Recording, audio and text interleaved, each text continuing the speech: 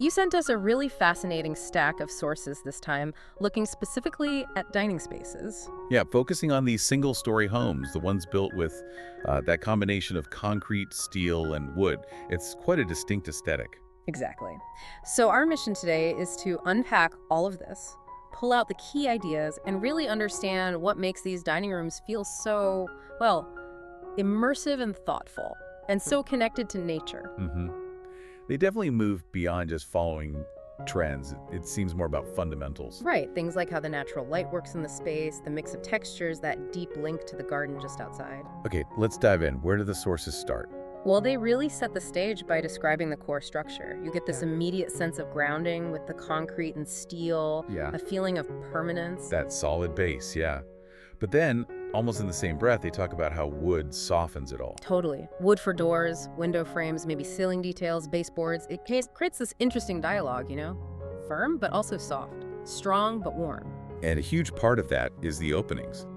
Floor-to-ceiling glass, often looking right onto gardens. Yeah, and interestingly, the sources note the absence of things like ceiling fans or fireplaces in the dining areas themselves. Which feels deliberate, doesn't it? It pushes your focus outwards. It does. It emphasizes that feeling of being really open to the outside, but still somehow very grounded by that underlying structure. So no distractions pulling your eye inward. That leads right into what seems like a central theme. Dissolving the boundaries. Blurring that line between inside and outside. Exactly. It's more than just big windows. It's a conscious effort. Right. The moment you look at these spaces, your eye goes straight through those tall glass and often wood-framed doors. And they often open directly onto the landscape. Yeah, like onto a vibrant lawn or maybe one of those amazing vertical gardens or just beds packed with lush tropical plants. The sources get specific here. They mention seeing banana leaves, monstera, palms, ferns, like right there. It's immediate. Not just a distant view, it's tangible green. Maybe in beautiful handmade ceramic pots or climbing up a custom green wall feature. So you've constantly got that presence of the outdoors, the view, the potential for a breeze, that sort of shifting green light filtering through the leaves. Okay, so if the outside is that integrated, the inside has to be just as intentional, right? Absolutely. And the sources stress that every surface feels considered. Take the dining table itself. It's often presented as more than furniture. It's a focal point. Yeah, almost like a piece of sculpture sometimes. Lots of variety in the materials, too. Right. They show tables made from live edge wood walnut, maybe ash where you see the natural shape of the tree. Or the opposite, cool, solid marble, or even polished concrete that echoes the floor or walls. And the bases aren't just functional.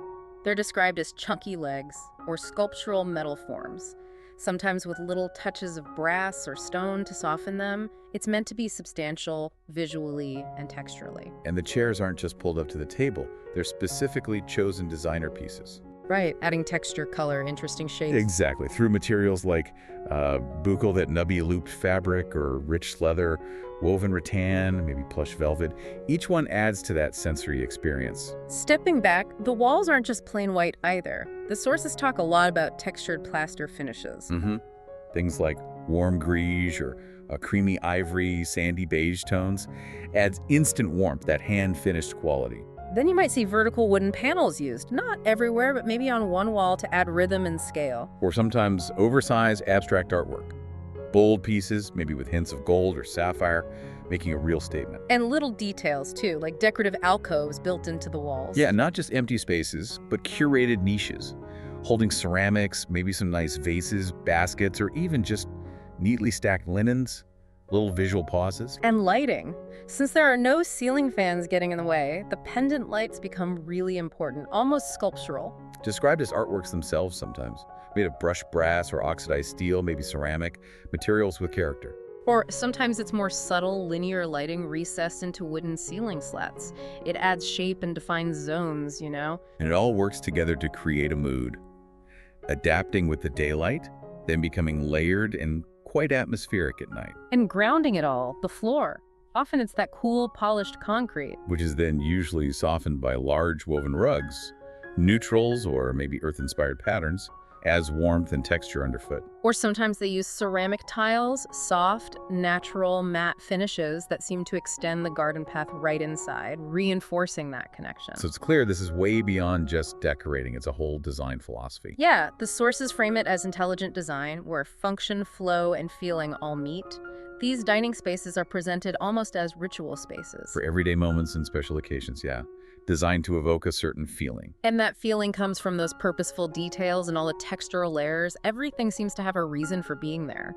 From a single sculptural vase on a sideboard to how the table is set, linen napkins, ceramic plates, maybe gold flatware, adding a touch of warmth. It feels like design with discipline, but definitely not cold or austere. It's about curated intention. Right.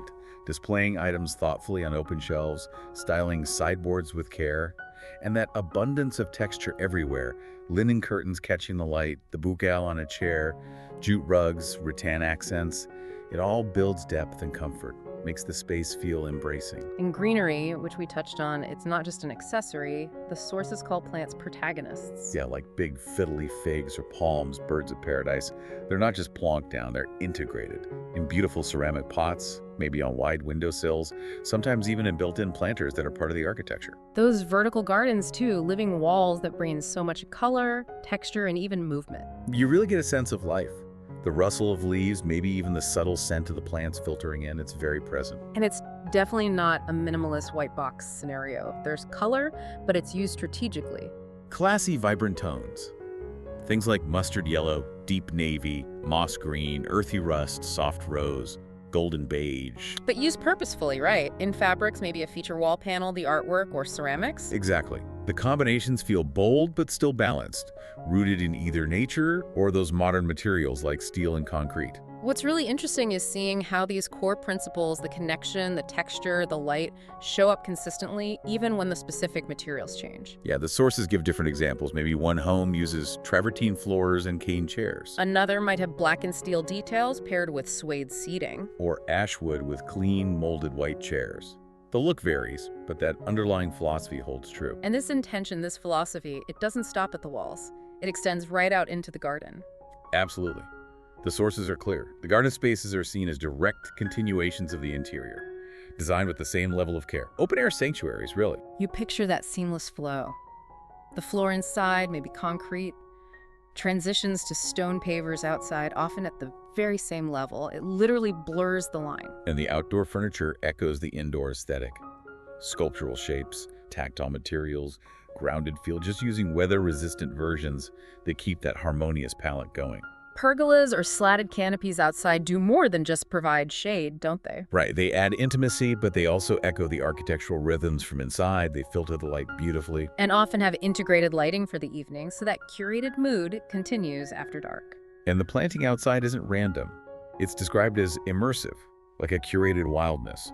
Specific tropical species, maybe trellises for climbing plants, elevated planters. It's all part of extending that designed experience. Creating this living, breathing environment that just wraps around the home. And this whole approach ties back to fostering a more mindful way of living. How so? Well, dining, whether it's inside or out in that garden sanctuary, becomes more of a ritual.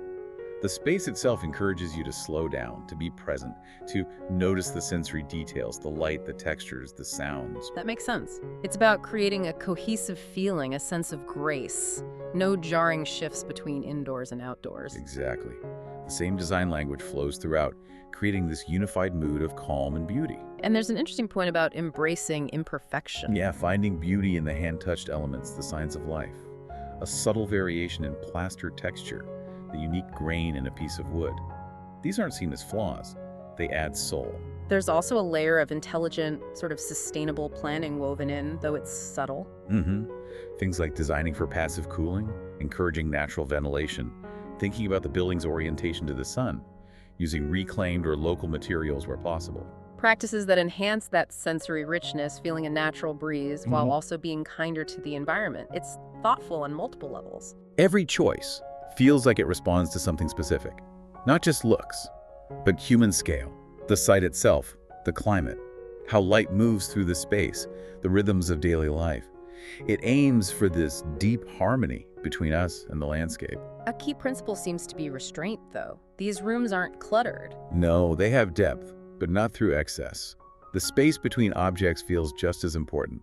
It lets the beauty of each chosen piece really stand out. And the color palette isn't static either. Right, it adapts, it feels different with the changing seasons outside, and it shifts in tone throughout the day as the natural light changes angle and intensity. It's a dynamic backdrop. Even the idea of scale feels different. It's less about sheer size and more about proportion. Exactly. Balancing elements using negative space effectively. That's what makes the rooms feel expansive and breathable, even if they aren't huge in terms of square footage. So if there's one thread tying it all together, it's connection.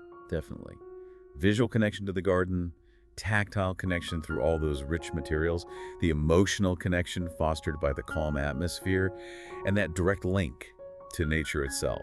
The garden really feels like it enters the space. It sounds like these are homes that reveal themselves slowly. Yeah, there's a sense of stillness, coherence, balance that creates peace. You find it in the integrity of the materials, the way surfaces feel meaningful, the deliberate lack of visual noise. It makes you think about how living in a space like that might influence your daily rhythm. Maybe things like setting the table or tending to the plants. They stop feeling like chores and become more like grounding rituals, part of a natural flow, prioritizing presence over just efficiency. Even the views seem carefully considered. Choreographed, almost. Your gaze might be deliberately led towards a specific tree in a courtyard, or a beautiful cluster of plants, weaving these moments of beauty through your experience of the home. And that tactile dimension keeps coming up. It's crucial. The feel of cool scone underfoot, running your hand over a textured wall, feeling that gentle breeze. These are the sensory details that create lasting memories of a space. We should also mention the ceilings. They're not ignored. You know, sometimes treated as a fifth canvas. Maybe those timber slats we talked about, or mineral paints that subtly shift with the light. And concealed lighting at night can draw your eye upward, adding another layer. And the nighttime atmosphere sounds carefully crafted, too. Layered lighting is key, creating warmth, intimacy. Often there's a low-hanging pendant light right over the table, acting as an anchor, drawing people together, encouraging conversation. It all feels like a very gentle refusal of fast, disposable design trends. Absolutely. The objects chosen feel like they contribute to the experience, support that sense of slowness and tactility, the weight of a ceramic bowl versus plastic, the feel of a woven chair backrest, the smooth glide of a well-made drawer. It's about lasting quality and sensory pleasure. Exploring these sources, you definitely come away with a new sensitivity, don't you? You do. You start craving that authenticity, that connection to natural materials, that integrity. It feels like it's about aligning your built environment with an internal desire for, well, peace and presence. So we've taken a real deep dive here into what lifts these dining spaces beyond just being rooms. They're designed experiences. Experiences aimed at nourishing the soul, not just the body. It's a whole design philosophy. Centered on calm, balance, presence, connection, where light, texture, and nature are the absolute core elements, not just added extras. And that intentional use of materials, the concrete, the steel, the wood, combined with integrated greenery, thoughtful lighting, and that seamless flow outdoors. It creates environments that really seem to support a more mindful way of living and deeper connections. So thinking about your own space now, what really stands out to you from this deep dive? Where could you maybe invite a bit more intention or some richer textures or strengthen that connection to the green space outside your own walls? Yeah, and here's something to perhaps mull over as you look around your own dining area. What does this space right now say about the rhythm of life you truly want to live? We're talking about spaces built with core materials like concrete, steel, wood, sure. But what defines them is this incredible connection to the garden, to light, to texture. It's really not about trends. No, it's about something deeper, a feeling. Yeah, so picture this with me. You walk into a single-story space, massive floor-to-ceiling wooden doors. They don't just look out at a lush tropical garden, they open entirely. Blurring that line completely. Right, so it feels incredibly open, airy, but somehow also totally grounded. Secure, even. And what's fascinating there, just as you said, is it's not merely visual. The source really hammers home that this is about creating a feeling. Dissolving those boundaries between inside and out, using very specific materials, very intentional design. It almost feels like a deliberate response to all the noise, the information overload we deal with. Like an invitation to slow down. Exactly. Slow down. Yeah. Focus on your senses. Notice these beautifully curated details. Okay, so let's start with the bones then, the core materials. Concrete, steel, and wood. The source calls them the foundation, but how do they start building that feeling of connection? Well, the concrete, it provides this essential strength, but also a sense of calm. It's like the quiet, solid anchor. It works as a canvas for everything else, but also brings its own character, sometimes quite raw, you know. Right. And steel, what role does steel play in that mix? Steel brings a certain sharpness, maybe a modern rhythm. You'll see it in the frames of those huge windows you mentioned, or in light fixtures, sometimes in the clean geometry of furniture supports. So it adds a kind of precise line against the more organic stuff. Precisely, a contemporary counterpoint. But the source calls wood the soul of these homes. That feels pretty significant. It's absolutely key. Wood is what softens any potential starkness from the concrete and steel. It wraps the structure in warmth, you know.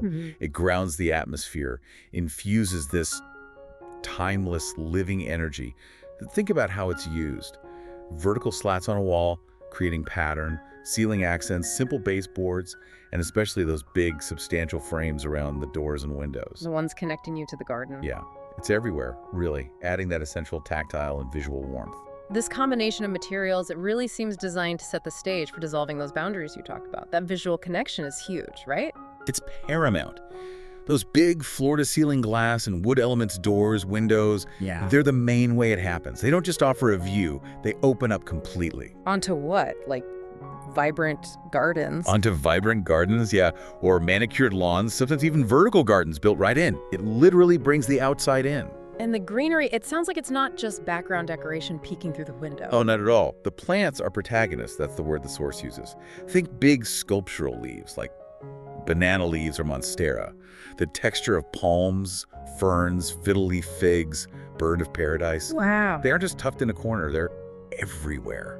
In handmade ceramic pots with different textures, climbing green walls, on windowsills, integrated into built-in planters. They add color, living texture, movement. A sense of life within the dining space itself. Exactly. A vital sense of life. It sounds like the transition then from inside to out is designed to feel almost unbroken, like you're just stepping between zones, not really leaving the house. That's the whole point.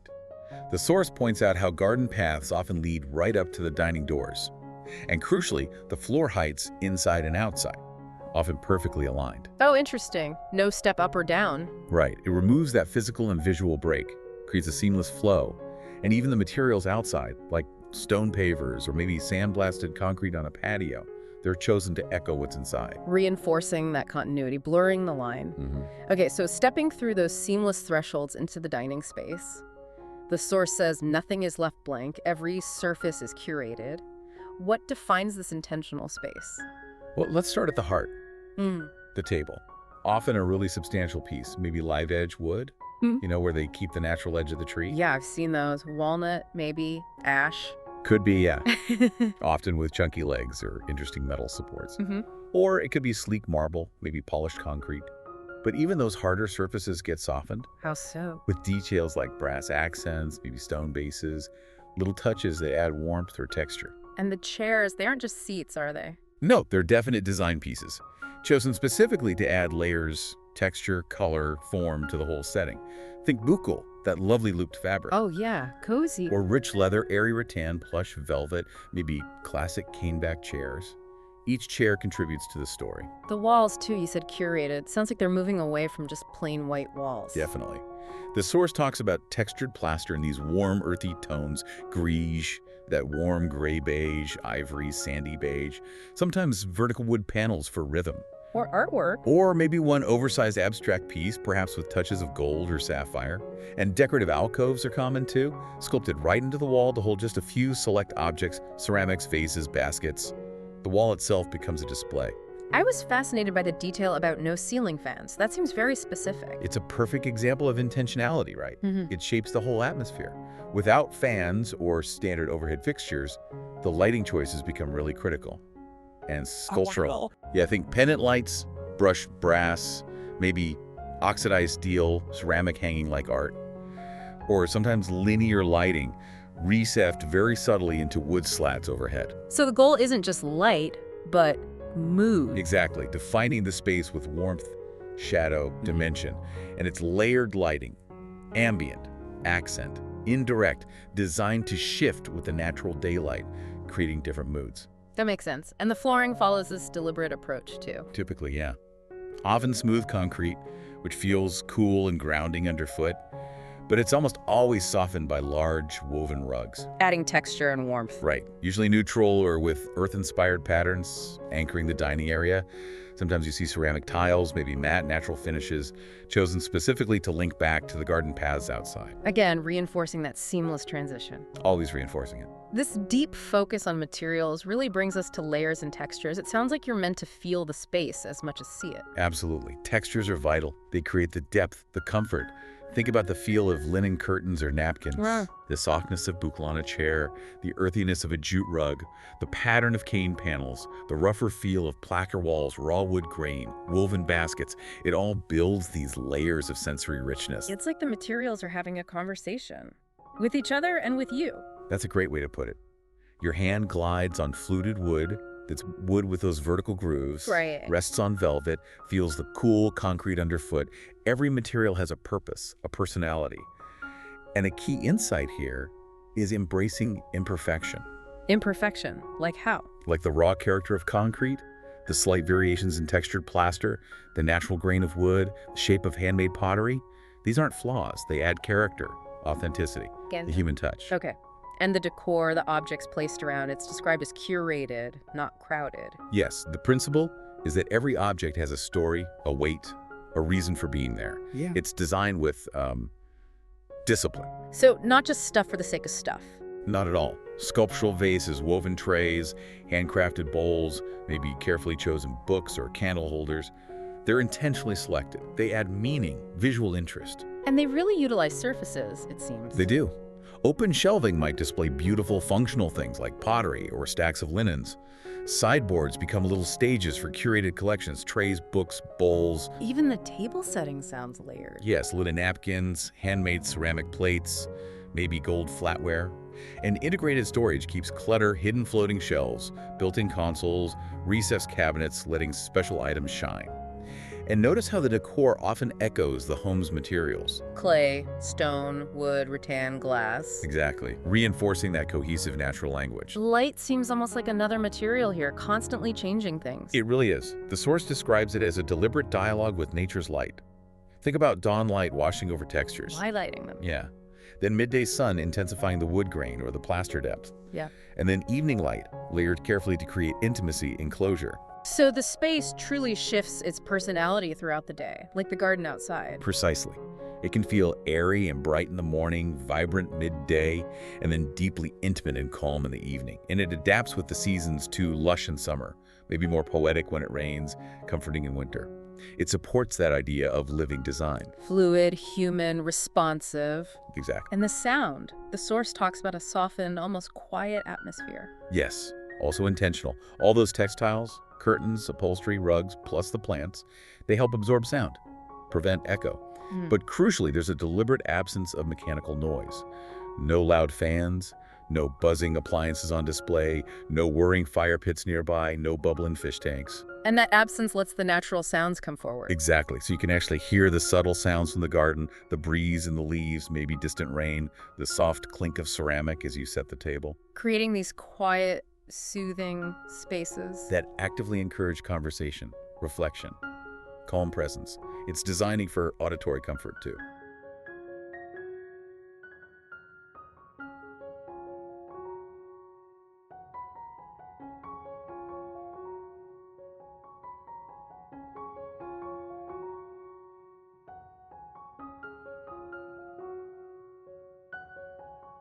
If you found this video helpful or inspiring, don't forget to like, share, and subscribe to Interior Blockchain Studio for more expert design ideas, trends, and creative inspiration. Your support helps us bring you even more amazing content, so make sure to turn on notifications and stay updated with our latest uploads. Thanks for watching, and we'll see you in the next one.